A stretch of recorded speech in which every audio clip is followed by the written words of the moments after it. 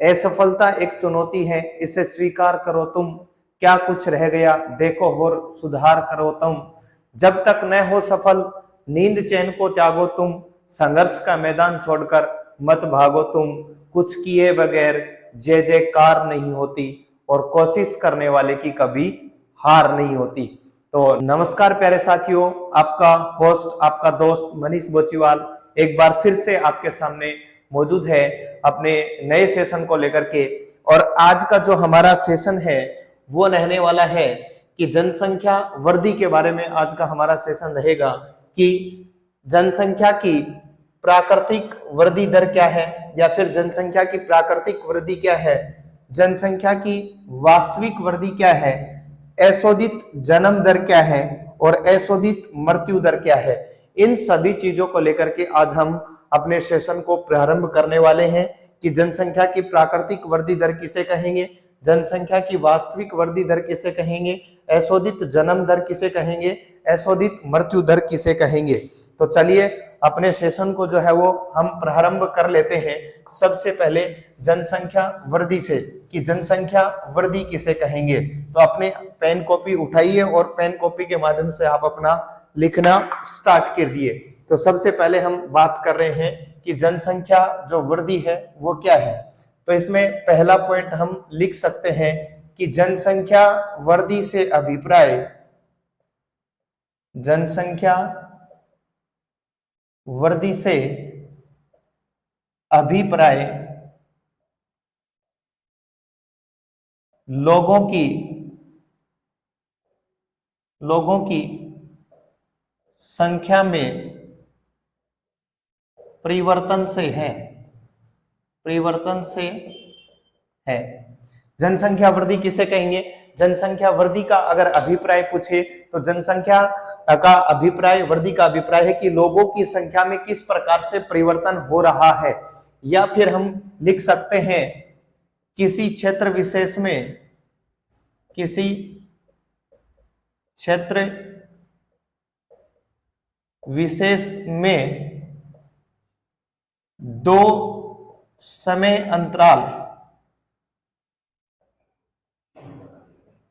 अंतराल में लोगों की संख्या में होने वाला परिवर्तन जनसंख्या वृद्धि कहलाता है। यानी कि हम कह सकते हैं कि किसी दो समय अंतराल के अंदर लोगों की संख्या में अगर परिवर्तन आ रहा है तो उसे हम क्या कहेंगे, जनसंख्या वृद्धि कहेंगे। और ये जो परिवर्तन है, या फिर हम लिख सकते हैं इस परिवर्तन को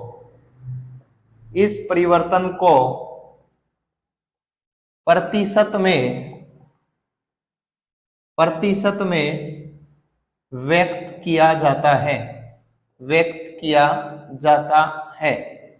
ये जो परिवर्तन हो रहा है इसमें किसमें व्यक्त करेंगे, इसको प्रतिशत में व्यक्त किया जाता है।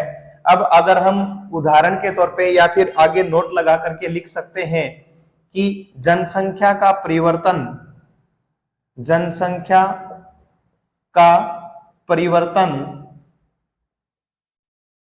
दो तरीके से हो सकता है। कितने तरीकों से, दो तरीकों से। एक तरीका क्या हो सकता है, धनात्मक परिवर्तन, और दूसरा तरीका हो सकता है ऋणात्मक परिवर्तन। जनसंख्या का परिवर्तन कितने तरीके से हो सकता है, दो तरीके से हो सकता है, धनात्मक परिवर्तन, ऋणात्मक परिवर्तन। जैसे अगर हम एग्जाम्पल के तौर पे लिखें या फिर उदाहरण के तौर पे देखें, तो अगर इंडिया का या भारत का हम एग्जाम्पल लेते हैं तो भारत के एग्जाम्पल की बात की जाए तो 2011 के अनुसार भारत की जो जनसंख्या थी वो 102.7 करोड़ थी। उसके बाद में 2001 के अनुसार भारत की जनसंख्या 102.7 करोड़ थी, जो 2011 के अनुसार बढ़ करके 121 करोड़ हो गई। यानी कि ये हम कह सकते हैं कि ये एक विशेष क्षेत्र जिसको हमने भारत माना है, और एक विशेष समय या दो समय अंतराल के बीच में जो जनसंख्या के अंदर परिवर्तन आया है, लगभग हम कह सकते हैं लगभग 19 करोड़ के आसपास जो परिवर्तन आया है, किसमें, जनसंख्या में। तो ये हम कह सकते हैं कैसा परिवर्तन है, ये हम धनात्मक परिवर्तन कह सकते हैं, क्योंकि जनसंख्या क्या हुई है, बढ़ी है। जनसंख्या बढ़ने को हम धनात्मक परिवर्तन कहेंगे, और इसी समय के दौरान अगर जनसंख्या घट जाती है तो इसको हम क्या कहेंगे, ऋणात्मक परिवर्तन कहेंगे। आगे जो हम बात करने वाले हैं वो बात करेंगे जनसंख्या की प्राकृतिक वृद्धि क्या है। जनसंख्या की प्राकृतिक वृद्धि, प्राकृतिक वृद्धि। अब तक हमने बात की थी जनसंख्या वृद्धि की, अब हम बात करेंगे जनसंख्या की प्राकृतिक वृद्धि क्या है। तो जनसंख्या की प्राकृतिक वृद्धि, अगर हम बात करें जनसंख्या के प्राकृतिक वृद्धि की, तो इसमें लिखेंगे कि दो समय अंतराल में, दो समय अंतराल में जन्म दर व मृत्यु दर के अंतराल से जनसंख्या में होने वाला परिवर्तन जनसंख्या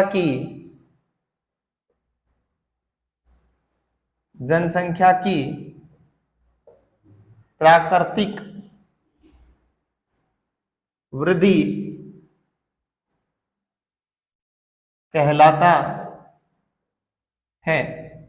अगर हम इसको लिखें कि जनसंख्या की प्राकृतिक वृद्धि किस प्रकार से निकाल सकते हैं, तो हम जन्म में से अगर मृत्यु को निकाल देंगे, यानी कि जन्म लिए गए बच्चों में से मरने वाले लोगों की संख्या में अगर हम माइनस कर देंगे, तो ये क्या रहेगी, जनसंख्या की प्राकृतिक वृद्धि रहेगी। जनसंख्या की प्राकृतिक वृद्धि, इसको हम क्या कहेंगे, जनसंख्या की प्राकृतिक वृद्धि।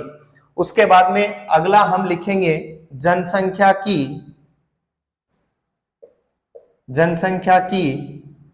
वास्तविक वृद्धि। वास्तविक वृद्धि, जनसंख्या की वास्तविक वृद्धि हम किस प्रकार से निकाल सकते हैं, तो जनसंख्या की वास्तविक वृद्धि निकालने के लिए जन्म माइनस मृत्यु प्लस आप्रवास माइनस उत्प्रवास। ये क्या है, आप्रवास क्या होता है, उत्प्रवास क्या होता है। जैसे हम कोई एक क्षेत्र विशेष लेते हैं, ये कोई एक क्षेत्र विशेष है, या फिर हम कह सकते हैं एक कोई ये क्षेत्र है, इसमें जन्म कितने लोगों ने लिया, यानी कि यहाँ पे जन्म कितने लोगों ने लिया, मृत्यु कितने लोगों की हुई, इसको माइनस करेंगे तो हमारे पास एक कोई आंकड़ा आएगा। एग्जाम्पल के तौर पे हम मान लेते हैं हमारे पास जो है वो आंकड़ा वो 100 निकल के आया है, उसमें प्लस करेंगे। आप्रवास का मतलब है कोई बी पॉइंट है, इस बी पॉइंट से लोग इस क्षेत्र के अंदर आ गए हैं, यानी कि हम कह सकते हैं यहाँ पे 50 लोग बी पॉइंट से यहाँ पे ए पॉइंट पे आ गए हैं। उत्प्रवास का मतलब है कि यहां से लोग कहीं बाहर की ओर चले गए हैं, तो हम कह सकते हैं वो 20 लोग हैं जो बाहर की ओर चले गए हैं, तो इसमें से हम 20 घटा देंगे तो हमारे पास कितना आएगा, 30। और इस 30 को हम किस में प्लस कर देंगे, 100 में प्लस करेंगे तो हमारे पास क्या आ जाएगा, 130। यानी कि हम कह सकते हैं कि जनसंख्या की ये क्या है, वास्तविक वृद्धि है। जब जन्म दर में से मृत्यु दर को घटा देंगे, आप्रवास में से उत्प्रवास को घटा देंगे और दोनों को जोड़ देंगे, तो ये हमारे पास क्या आ जाएगी, जनसंख्या की वास्तविक वृद्धि दर आ जाएगी। अब हम बात करने वाले हैं जनसंख्या परिवर्तन के घटक। जनसंख्या परिवर्तन के घटक। तो जनसंख्या परिवर्तन के अगर घटकों की बात की जाए तो जनसंख्या परिवर्तन के कितने घटक हैं? 3 घटक हैं। कौन कौन से हैं जनसंख्या परिवर्तन के 3 घटक? तो जनसंख्या परिवर्तन के 3 घटक हैं जन्म, दूसरा मृत्यु और तीसरा प्रवास। ये जो हैं वो जनसंख्या परिवर्तन के 3 घटक हैं। पहला है जन्म, दूसरा है मृत्यु, तीसरा है प्रवास। हम बात करने वाले हैं जनसंख्या की ऋणात्मक वृद्धि। कौन सी वृद्धि? ऋणात्मक वृद्धि। जनसंख्या की ऋणात्मक वृद्धि। तो जनसंख्या की ऋणात्मक वृद्धि क्या होती है? जनसंख्या की ऋणात्मक वृद्धि में आप लिखेंगे जब किसी क्षेत्र में 2 समय अंतराल में जनसंख्या घट जाए तो उसे हम जनसंख्या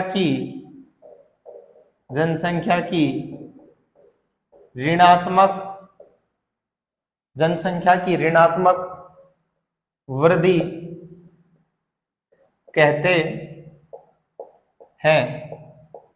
अगला पॉइंट लिखेंगे, यह वृद्धि तब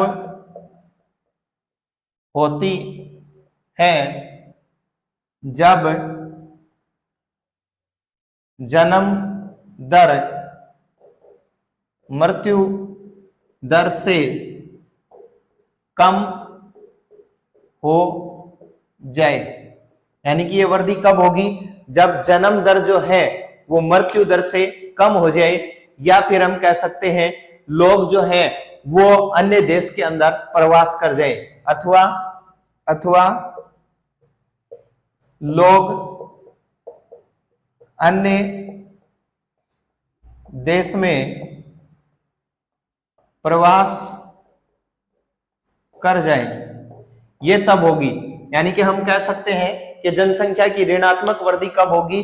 जब 2 समय अंतराल के अंदर जन्म दर जो है वो क्या हो जाए? मृत्यु दर से कम हो जाए। हम कह सकते हैं कि जन्म लेने वालों की बच्चों की संख्या जो है वो कम हो जाए और मरने वालों की संख्या जो है वो क्या हो जाए?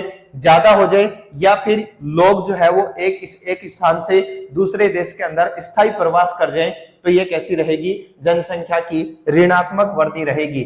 अब अगला पॉइंट हम लिखेंगे, जनसंख्या की धनात्मक वृद्धि।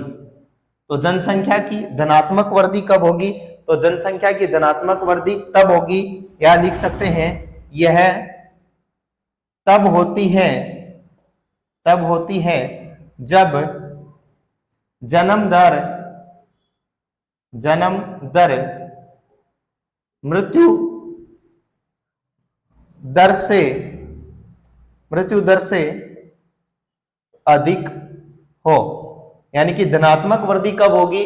जब जन्म दर जो है वो मृत्यु दर से अधिक हो, या फिर लोग जो हैं वो स्थायी प्रवास करके यहां रहने लग जाएं, या अथवा में लिख सकते हैं अथवा लोग स्थायी प्रवास कर जाएं, या लोग स्थायी प्रवास कर जाएं। एक समय या फिर किसी दूसरे देश के अंदर लोग स्थायी प्रवास कर जाएं, यहाँ एक स्थायी जगह पे आकर के रहने लग जाएं, तो ये जनसंख्या की धनात्मक वृद्धि रहेगी। धनात्मक वृद्धि का मतलब है कि हम कह सकते हैं किसी क्षेत्र विशेष के अंदर कोई समय अंतराल के अंदर जो परिवर्तन बढ़ रहा है, लोगों की संख्या में जो बढ़ाव हो रहा है, उसको हम धनात्मक वृद्धि कहेंगे। और अगर वो घट रहा है तो हम उसको क्या कहेंगे, ऋणात्मक वृद्धि कहेंगे। हम लिख सकते हैं एसोदित जन्म दर, एसोदित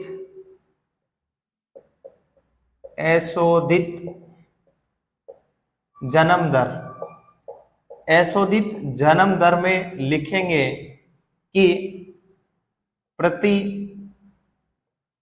1000 स्त्रियों, प्रति 1000 स्त्रियों द्वारा जन्म दिए गए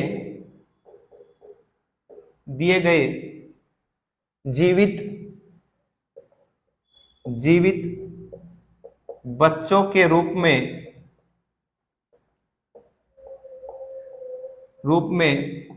व्यक्त किया जाता है। यानी कि एसोदित जो जन्म दर है उसको किस प्रकार से व्यक्त किया जाता है, तो प्रति 1000 स्त्रियों द्वारा जन्म दिए गए जीवित बच्चों के रूप में इसे व्यक्त किया जाता है। अब एसोदित जो जन्म दर है उसको हम निकालते कैसे हैं, तो एसोदित जन्म दर निकालने का फॉर्मूला आप लिख सकते हैं, एसोदित जन्म दर किस प्रकार से निकालेंगे, तो निकालने के लिए किसी विशेष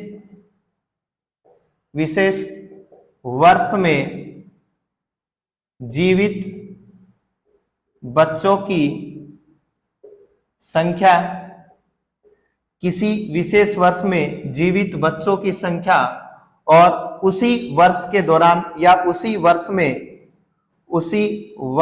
के मध्य की जनसंख्या और इसको मल्टीप्लाई कर देंगे 1000 से या 1000 से, तो ये हमारे सामने क्या आ जाएगी, एसोदित जन्म दर, यानी कि किसी विशेष वर्ष में जीवित जो जन्म लिए गए बच्चों की संख्या है और उसी विशेष के अंदर मध्य की जनसंख्या जो है वो कितनी है, उसको हम अगर 1000 से गुणा कर देंगे तो हमारे सामने क्या निकल करके आ जाएगी, एसोदित जन्म दर। अब आगे हम लिखेंगे या आगे बात करेंगे एसोदित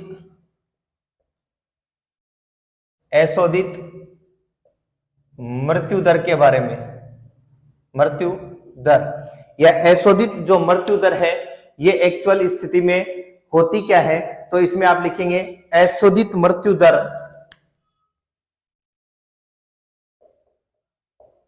एसोदित मृत्यु दर किसी क्षेत्र विशेष में, एसोदित जो मृत्यु दर है वो किसी क्षेत्र विशेष में मृत्यु दर को मापने की सरल विधि है। यानी कि एसोदित मृत्यु दर क्या है, तो एसोदित जो मृत्यु दर है वो किसी क्षेत्र विशेष के अंदर मापने की एक सरल विधि है, या फिर हम इसको लिख सकते हैं आगे कि क्षेत्र विशेष के दौरान, आगे लिखेंगे किसी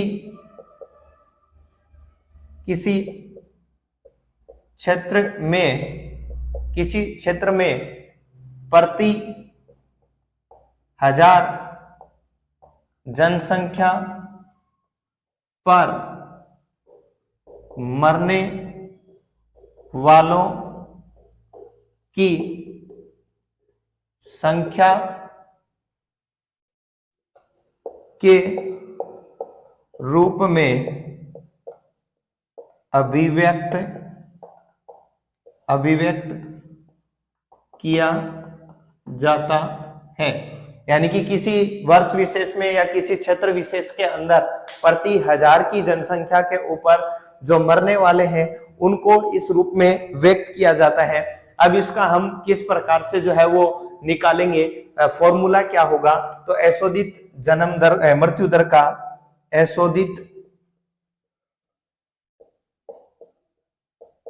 एसोदित मृत्यु दर तो हम कैसे निकालेंगे, किसी वर्ष विशेष में, किसी वर्ष विशेष के अंदर जो हम कह सकते हैं मृतकों की संख्या या मरने वालों की संख्या, मृतकों की संख्या, और उसी वर्ष विशेष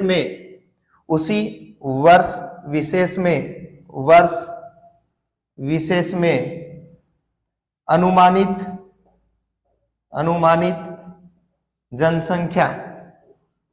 जनसंख्या और इसको गुणा कर देंगे 1000 से, तो ये हमारे सामने क्या आ जाएगी, असोदित मृत्यु दर आ जाएगी। आज हमने जाना जनसंख्या वृद्धि क्या होती है, जनसंख्या की धनात्मक वृद्धि क्या होती है, जनसंख्या की ऋणात्मक वृद्धि क्या होती है, जनसंख्या की प्राकृतिक वृद्धि दर क्या होती है, जनसंख्या की वास्तविक वृद्धि दर क्या होती है, जनसंख्या परिवर्तन के घटक कौन कौन से हैं, असोदित जन्म दर क्या है, असोदित मृत्यु दर क्या है। इन सभी चीजों को आज हमने जानने का प्रयास किया। तो अगर आपको वीडियो पसंद आए हैं तो चैनल को सब्सक्राइब जरूर कर लें, लाइक कर लें, शेयर कर लें, अपने दोस्तों को साथ भी पहुंचा दें ताकि वो भी lab assistant, EMRS, NVS, KVS, RPSC first grade इस NCERT नोट्स आधारित क्लास का जो है वो ज्यादा से ज्यादा फायदा ले सकें और वो भी अपने दोस्तों तक आगे तक पहुंचा सकें। अगर आपने यहाँ तक वीडियो देखा है तो बिल्कुल आप रुचि के लायक हैं और अपने नोट्स जो है वो बनाते रहें और अपने दोस्तों के साथ इस चैनल को ज्यादा से ज्यादा शेयर करते रहें। फिर मिलेंगे नेक्स्ट वीडियो के अंदर, तब तक के लिए जय हिंद, जय भारत।